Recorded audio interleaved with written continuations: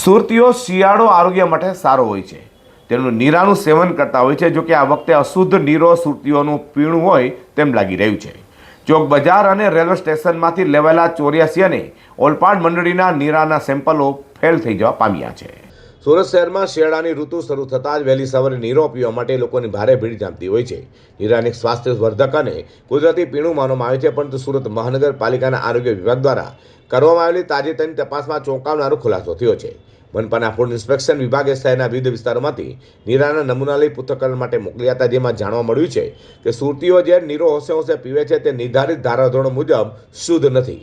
મનપાના food safety ઓફિસરે ખાસ કરીને 84 અને ઓલપાડ તાલુકાના નીરા અને તાડગો ઉત્પાદક સહકારી મંડળી લિમિટેડ દ્વારા સંચાલિત કેન્દ્રો પર દરોડા પાડ્યા હતા.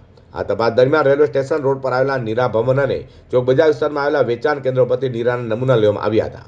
ફૂડ એનાલિસ્ટના રિપોર્ટ મુજબ આ બંને મુખ્ય કેન્દ્રો પર વેચાતો નીરો food safety and standard act 2006ના નિયમો હેઠળ ગુણવત્તાના ધોરણે ઉતરતો સાબિત થયો છે. Samip Desai, food safety officer, Surat મહાનગરપાલિકા. સર, કઈ પ્રકારની કાર્યવાહી કરવામાં શિયાળાની સિઝનની અંદર નીરાનો ઉપયોગ વધારે થતો હોય અને સુરતના લોકો નીરા પીવાનો વધારે ઉપયોગ કરતા હોય, જેથી કરીને સુરત મહાનગરપાલિકાના ફૂડ વિભાગ દ્વારા સતર્ક થઈને જો ભેળસેળ થવાની શક્યતા હોય એના લીધે વિવિધ ઝોનની અંદર કુલ 6 ટીમ બનાવીને સેમ્પલ લેવાની કાર્યવાહી હાથ ધરવામાં આવેલી હતી, જેમાંથી 84 તાલુકા ઉત્પાદન તાડગો ઉત્પાદન લિમિટેડ કંપનીના 2 નમૂના સબ સ્ટાન્ડર્ડ જાહેર થયા છે, જેની ઉપર આગળની કાર્યવાહી કરવામાં આવશે.